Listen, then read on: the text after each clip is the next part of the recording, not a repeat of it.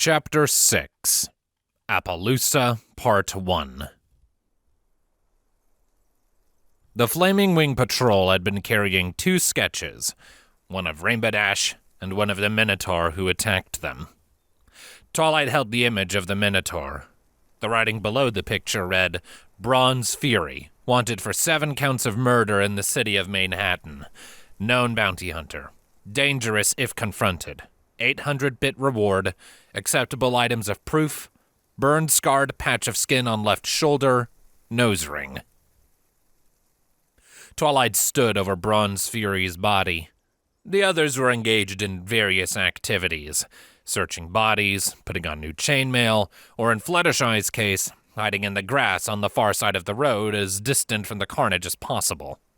Spike was still on the celestial plane, as Twilight had told him to stay there unless they were camped.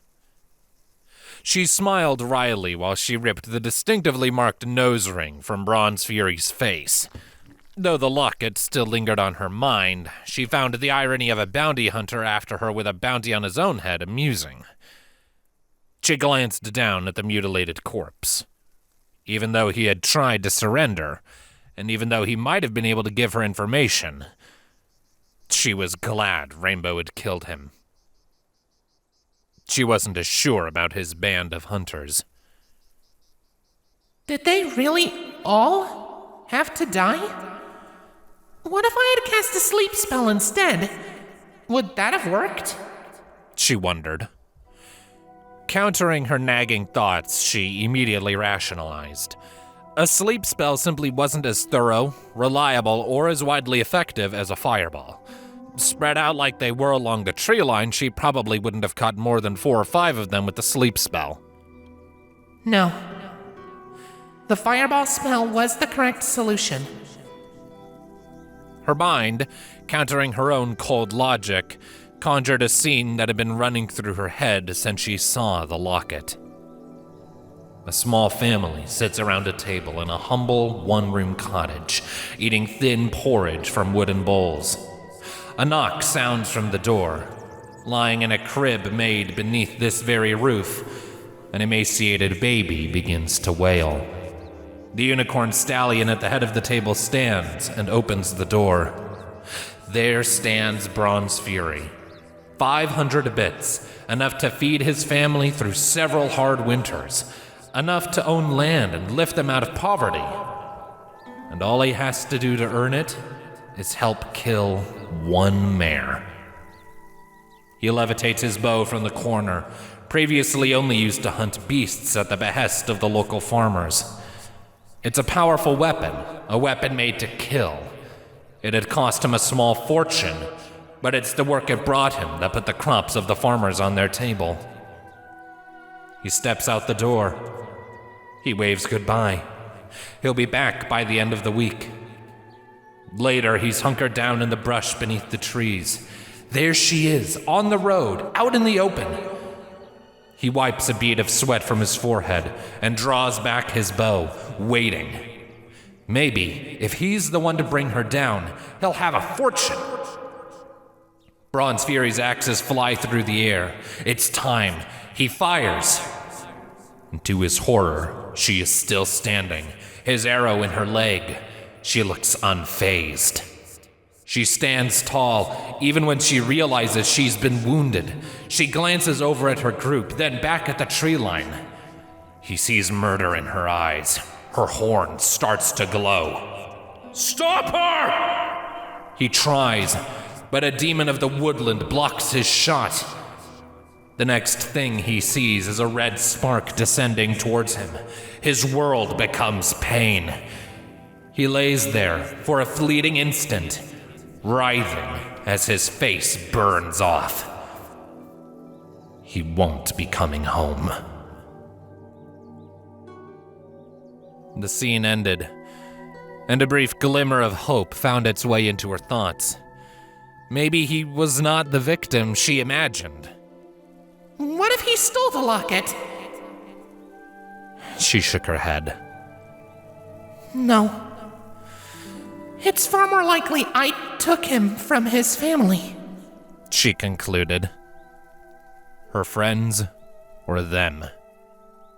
She had chosen her friends, and she had chosen right. It wasn't her fault someone wanted her dead. She hated the Black Knight even more for what he had made her do. Even if he hadn't put the bounty on her head, he had been the catalyst. He had forced her from her home, and now down that path there was blood on her hooves. It was his fault. It was his fault Star Swirl was dead, not hers. The satisfaction she felt in bringing death was his doing.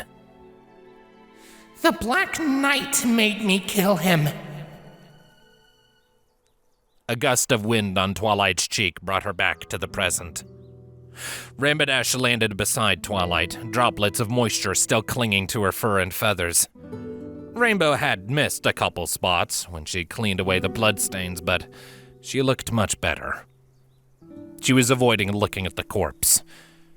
In fact, she appeared to only be near it because Twilight was. Seeing Twilight looking at her, Rainbow said, I'm sorry, okay? You didn't do anything wrong, Twilight said. Rainbow blinked at her. But he deserved it. He was trying to surrender, but I killed him, Rainbow said, guilt written all over her face. Okay, maybe you should have left him alive, but only so that he could answer our questions. What do you mean? Why do you have his ring? Rainbow asked. Twilight glanced at the nose ring. She'd left it floating in her levitation, a bit of his black skin still clinging to it. She wordlessly held the parchment with the sketch in front of Rainbow. Oh. 7 murders, huh?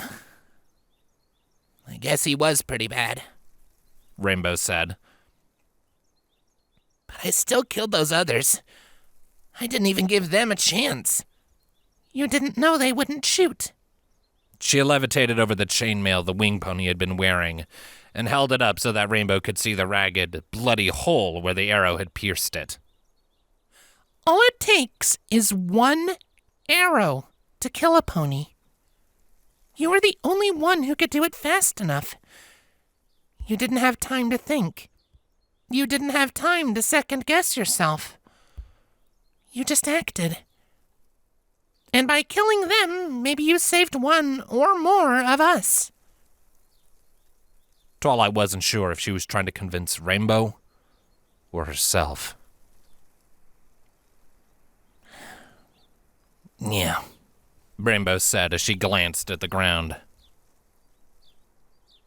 You should wear this, Twilight said, offering the hauberk to Rainbow Dash. Rainbow eyed the blood stain disdainfully, but she shouldered into the armor as Twilight held it.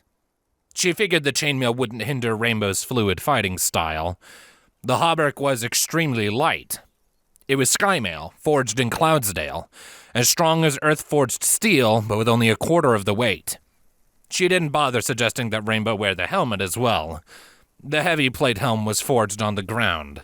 Clouds couldn't make solid sheets, only small links. It would probably get in Rainbow's way more than protect her.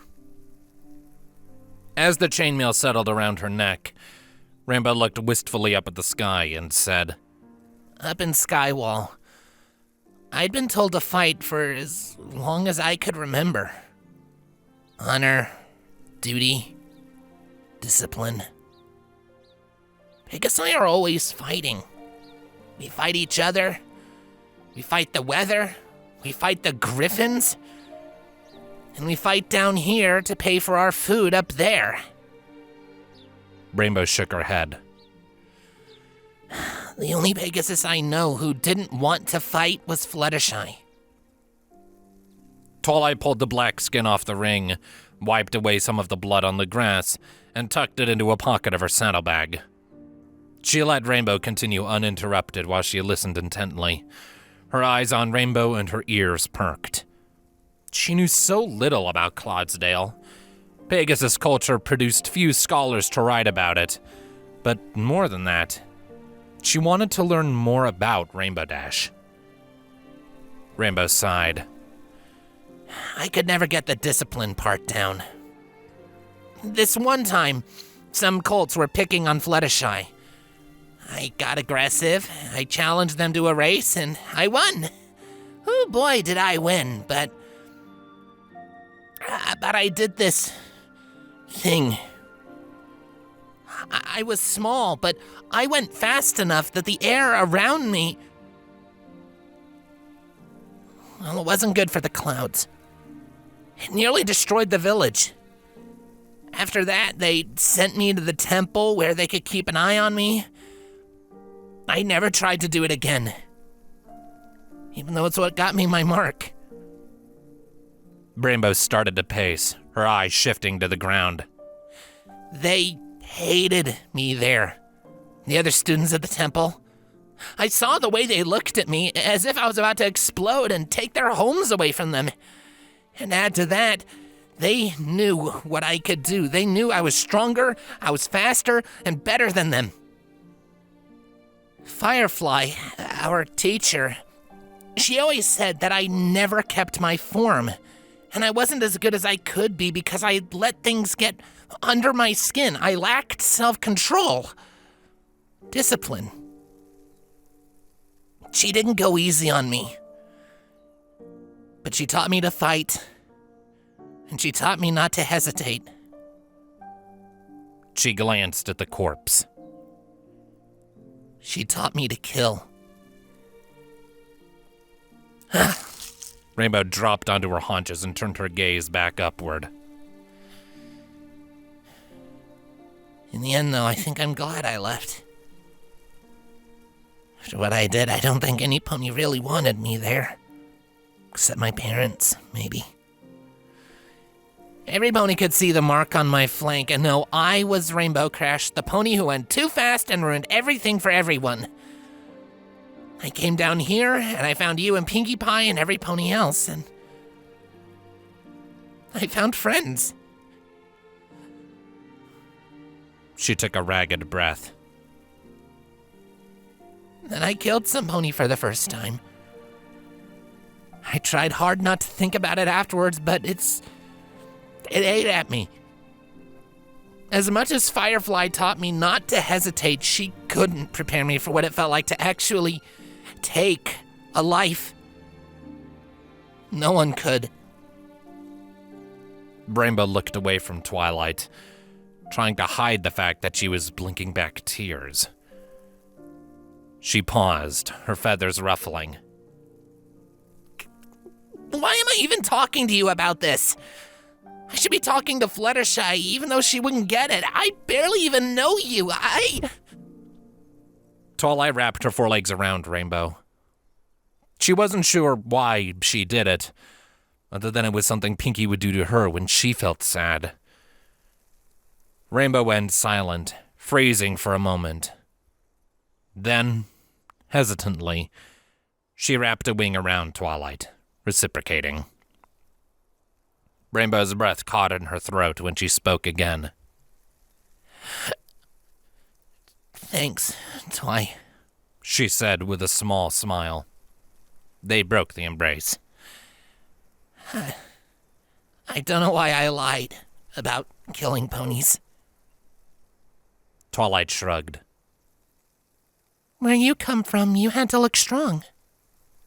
Rainbow nodded. Yeah.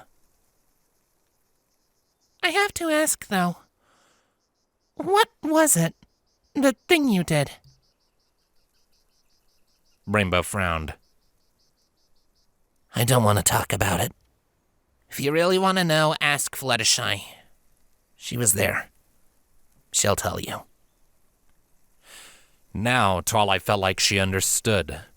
Rainbow Dash bottled up her feelings until she lost control. Do I do the same thing? She wondered. She realized the problem with that theory was she didn't remember having the same experience when she took a life for the first time. She hadn't felt anything. She was different. We are alone. Once more, the presence of another pony brought Twilight out of her thoughts. Applejack stepped up to them, wearing the lighter silver-white sky mail beneath her plate armor. Twilight had seen her offer the sky mail to Pinkie Pie, but Pinkie had refused, saying, "Don't be silly. It'll keep me from using my chi-earfulness." Wisely, Applejack had chosen not to question the excuse. Similar problems had arisen with Rarity and Fluttershy. Rarity claimed the armor was too gaudy, and Fluttershy seemed convinced that wearing metal armor, cloud-forged or not, would break her connection with nature. Applejack eyed Rainbow. "Looks like you talked it out." "Good. Don't want you killing any other potential sources of info. Got precious little to go on as it is." "You too, huh? That's why you were mad?" Rainbow asked. "Yeah, mostly. It was a little cold what you did, but I know you didn't mean to," Applejack said. "We all know you didn't mean to do it," Rarity said as she strolled up to them, Pinkie and Fluttershy beside her. "Fights can be pretty confusing," Pinkie said, nodding sagely. "You have been forgiven."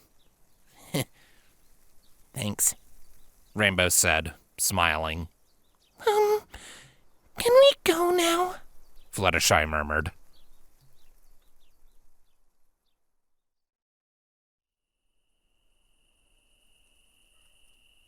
While the first rays of dawn broke over the horizon, Twilight sat on a weathered log in front of a small fire, sipping a cup of tea. When Pinkie had woken her to take the morning watch, it was still dark. It took some doing to extract Twilight from her bedroll before the sun had even come up, but soon, when she had a fire going and something hot to drink, it didn't seem so bad. Despite the absurdly early hour, she felt well rested. For the first time since leaving Candlekeep, she had slept for a full 8 hours, with no nightmares. Fluttershy sat next to her. As a druid and a wizard, they both had to spend time preparing spells for the day, and it was agreed that they would guard over their sleeping group in the early hours of the morning as they did so. Both of them watched as the sun crested the horizon. Spike would be with them, but he had complained about the chill and the discomfort and returned to the celestial plane. Twilight's usual experience with the sunrise was when the light filtering in through one of the library's windows informed her that she had lost track of time and stayed up all night studying. Once, years ago, she had realized how late it was before the dawn and gone to the keep's roof to watch the sun come up. That morning, gazing at the sunrise from Candlekeep's battlements as a spectrum of orange painted the sky, she had felt like there was someone watching over her from very far away. Now she had that same feeling again. But the dawn possessed a certain majesty, and she was certain every pony felt the same way she did. Celestia watched over them all. Legend had it, long ago, before the time of troubles, Celestia walked Equestria in person, ruling pony kind alongside her sister Luna. According to the stories, once every year, on the day of the summer solstice, Celestia would demonstrate the raising of the sun. She would launch into the sky on wings of purest white, rising with the dawn, her horn glowing with sunlight as she brought forth the day. Today, and for the past 1,000 years or so, Celestia stayed a world away from the material plane. From her domain in the celestial plane, she chose clerics and paladins to represent her here, where ponies lived. Many scholars attempted to explain why Celestia chose to watch over Equestria from afar, rather than rule in person, but they all agreed on one thing. Celestia was a sole survivor. The time of troubles was a war. It was a war the likes of which Equestria had never seen before and could never see again. It was a war where gods fought and gods died. According to the few records that remained, Before the time of troubles, the gods struggled against each other. But neither the dark or the light could inflict any lasting harm on the other. For centuries, possibly even millennia, Equestria enjoyed peace and plenty. Celestia and Luna themselves ensured harmony prevailed on the material plane. Through their combined power, they kept evil and chaos at bay. But eventually, the time of troubles brought an end to the stability. Star Swirl told her once that the aspect of chaos, discord, had changed the rules of existence itself when Celestia and Luna achieved something that would ensure their victory.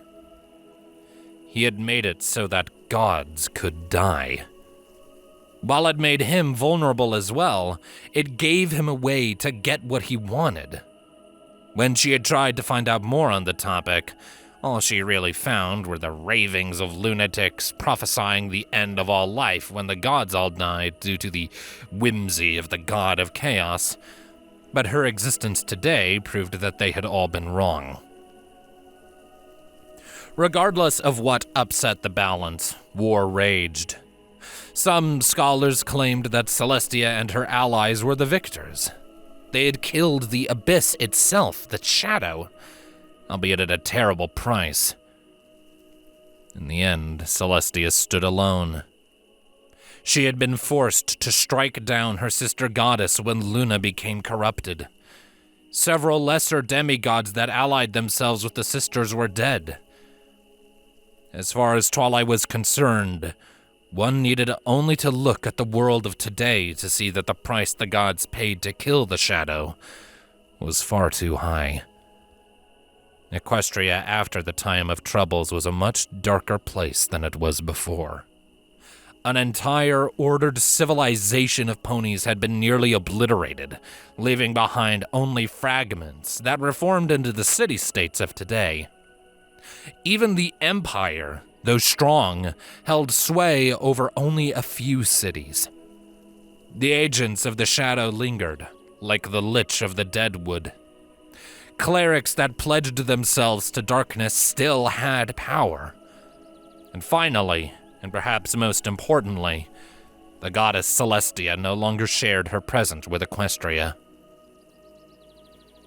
As the rays of the sun started to warm Twilight's coat, her musings came circling back to Celestia and the explanations for her absence. Speculations abounded. Celestia the coward, Celestia the mournful, Celestia the weary. One time, she had asked what Star Swirl thought, and he had told her that Celestia is older than most of us can understand, and wiser than most of us combined. When she does something, she does it for a reason, and she has the best interests of everyone, pony or otherwise, at heart.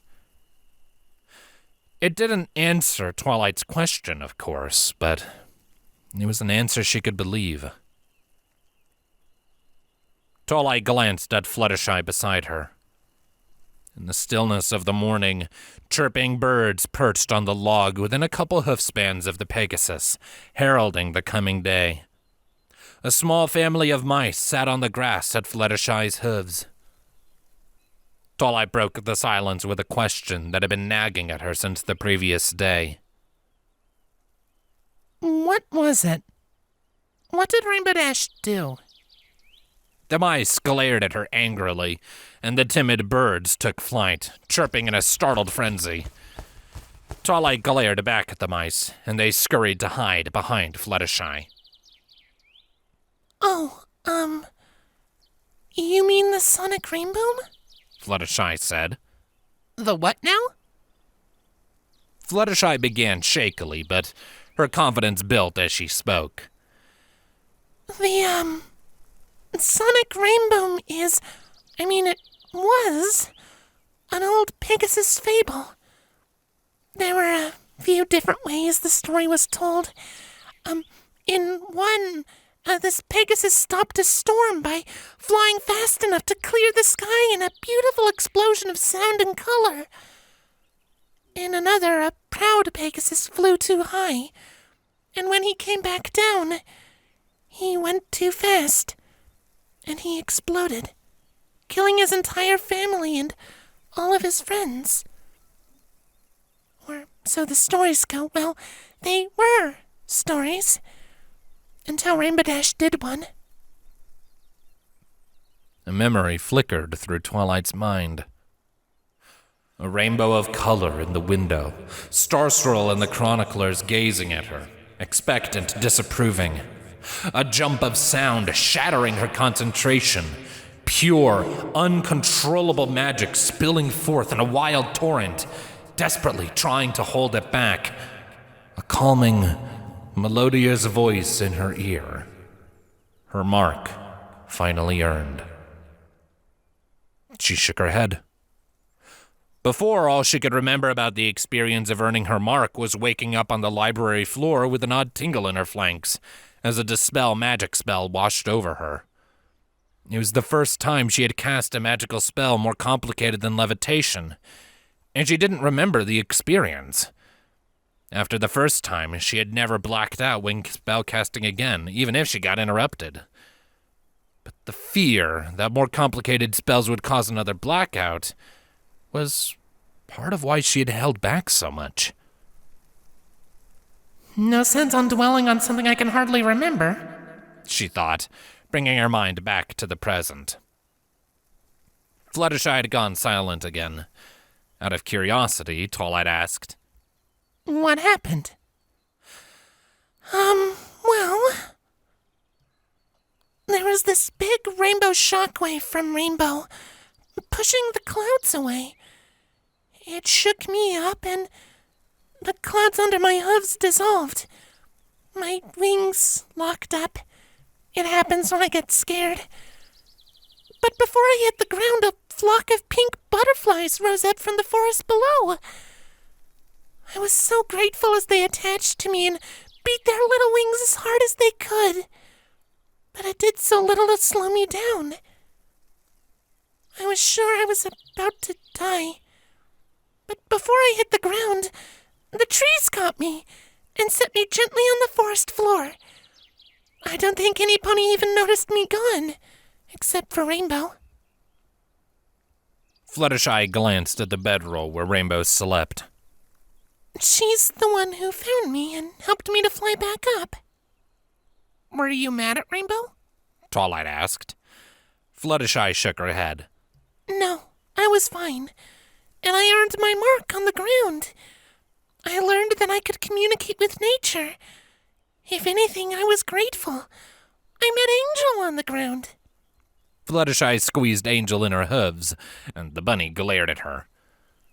I loved the ground. It's why I got banished. But I understand why every pony else was mad at her. I remember looking up at the sky, watching some of the buildings of Cloudsdale get shattered by the rainboom. In the end, ponies got hurt, but no pony died. At least until the storms came in. The rainboom so close to the cloud wall. It was bad. I think some ponies were calling for Rainbow's head. Fluttershy stamped her hoof on the log. It wasn't fair. She was just a filly. The cloud wall? Twilight asked. Fluttershy answered with a dull tone, as if reciting something she had heard 1,000 times before. The duty of every Pegasus in Skywall Village is to maintain the cloud wall, the barrier between us and the Everfree. If the cloud wall ever falters, it could spell disaster and famine for every pony in Cloudsdale. Did it? Fluttershy shook her head. Well, no, not exactly. The cloud wall is packed so dense that Rainbow only damaged it a little bit. Still, any breach is a problem. Twilight nodded. Were you ever mad at them for banishing you? Again, Fluttershy shook her head. No, of course not. I didn't contribute. I'm useless. A klutz. I couldn't help. Whether or not it was true, Fluttershy's self-deprecation bothered Twilight. But you could heal them at least, right? My powers don't work as well up there, and they had clerics for that regardless. When they told me I was being thrown out, I honestly didn't mind. I could live on the ground. My animal friends would provide for me. Fluttershy sighed. At least that's what I thought it would be like. And then I got captured by slavers. If Rainbow hadn't gotten mad at them for kicking me out and come after me, I'd still be stuck as Trixie's slave. Twilight frowned, unconvinced. Even the Insular Society of Candlekeep would never throw some pony out because they were slow or stupid. If they weren't good at reading or writing, there was always some other way they could help. Finally, she said, Well, I'm glad you're with us. There will always be a place for you here.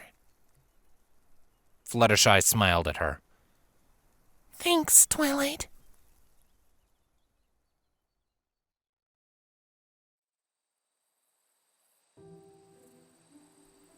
The next few days passed uneventfully.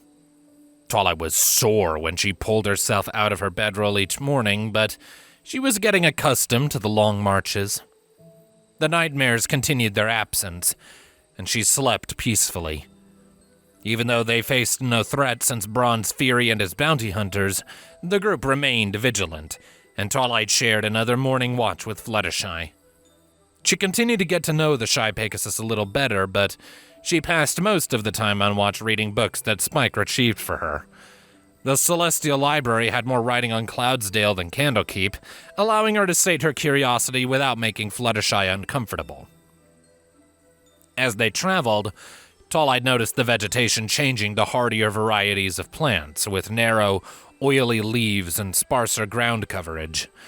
The Everfree retreated until it was little more than a green smear in the distance, but Twilight knew they were approaching the equally dangerous Badlands. On the evening of the third day, they came to a covered wooden bridge crossing a shallow river. On one side of the river, the vegetation grew lush and thick next to the water, and parts of the floodplain were covered by tall trees with rich green leaves. The landscape Twilight saw on the other side surprised her. Starkly contrasting with the greenery, a reddish-brown expanse of sand and rock encroached upon the river. Even right next to the water, only a few rugged cacti grew. They stood now on the border of the Badlands. Applejack advised that they should press on, even though they would normally make camp when the sun dipped below the horizon. They were close to Appleloosa, and it would be too hot to travel during the day once they crossed the river. Even though fatigue weighed her down, Twilight agreed, along with the rest of the group. After refilling their water supply, they kept walking into the night. After they crossed the bridge, Twilight illuminated the road with her horn. The meager light of the moon and stars did little to brighten their path, and as they ventured deeper into the Badlands, Twilight asked, Why would any ponies settle out here anyway? Iron, mostly. Also, they aren't that deep in the Badlands. The river bends back round up ahead, and the Appaloosans diverted its flow to grow enough crops to feed themselves. In fact, the road never goes too deep into the Badlands. Back there was just the best place to build a bridge, Applejack said. Twilight couldn't see the river in the dark, but if she perked her ears and listened carefully, she thought she could hear the water running.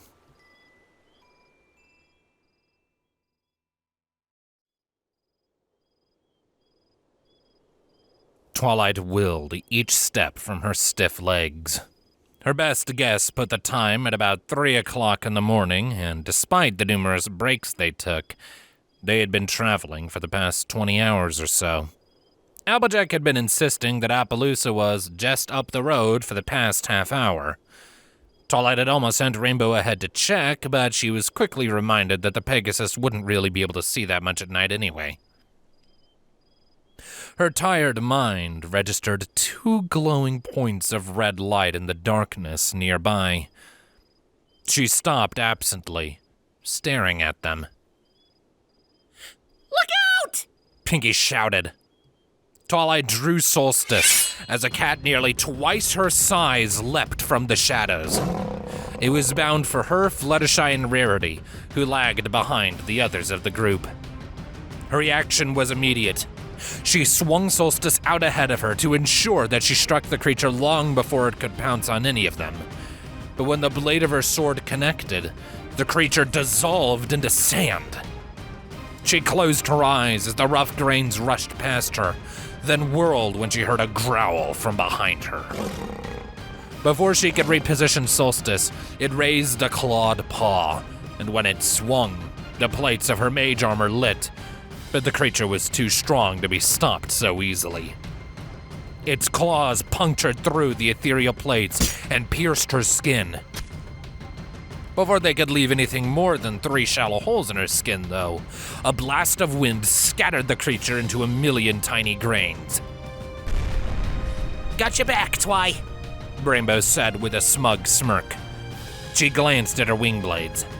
These things are useful. It's not over yet, Rarity said. Twilight faced the spot where the creature had last dissolved.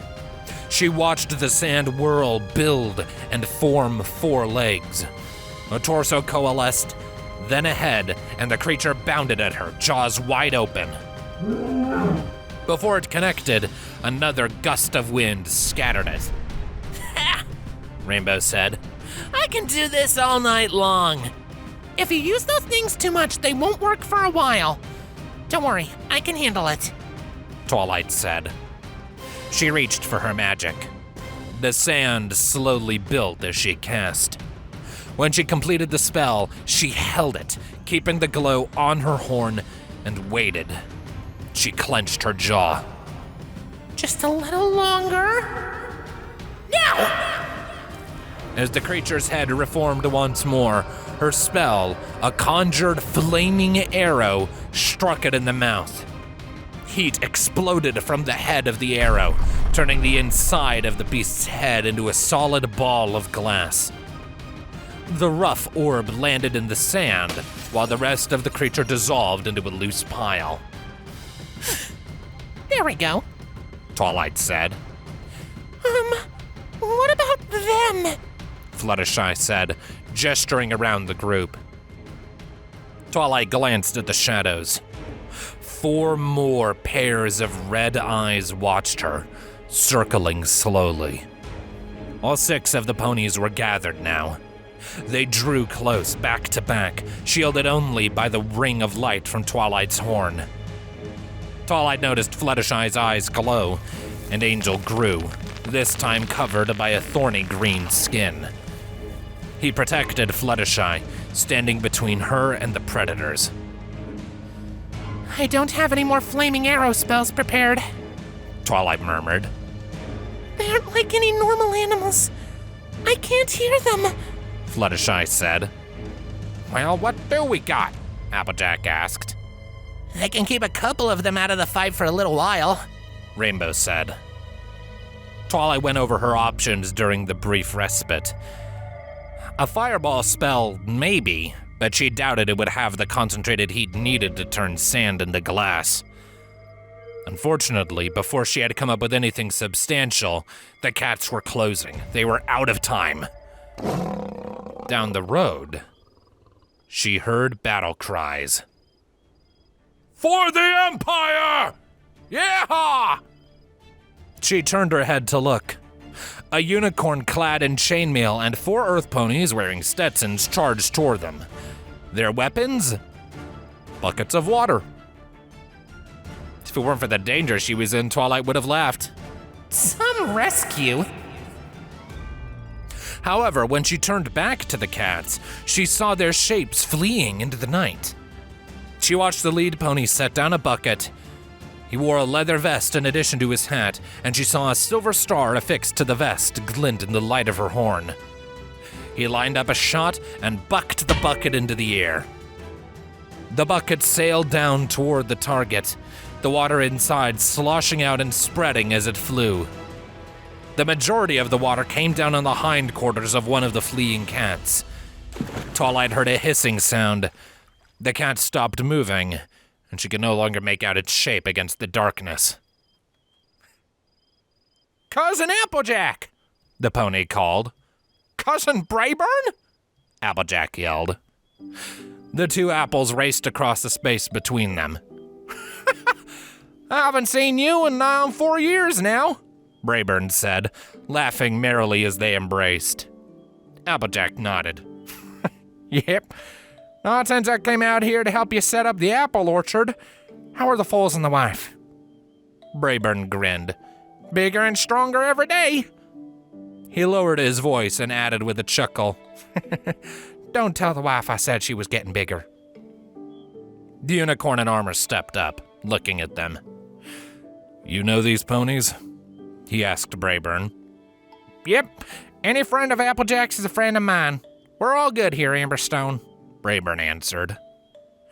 Amberstone turned, irritably muttering something about backwater posts and night shifts as he walked toward Appleloosa. If no one minds me interrupting your little reunion, what the hell were those things? Twilight said, too tired and irritable to care about not being rude. We call them sandcats, Brayburn said, unperturbed. The water deals with them for a while and they hate it, but as long as there's sand, they keep coming back. We thank you for your assistance, but we have been traveling all night. Can you direct us to a place to stay? Rarity said, her voice far more diplomatic than Twilight's. Shoot, y'all can bunk at my place, Brayburn said.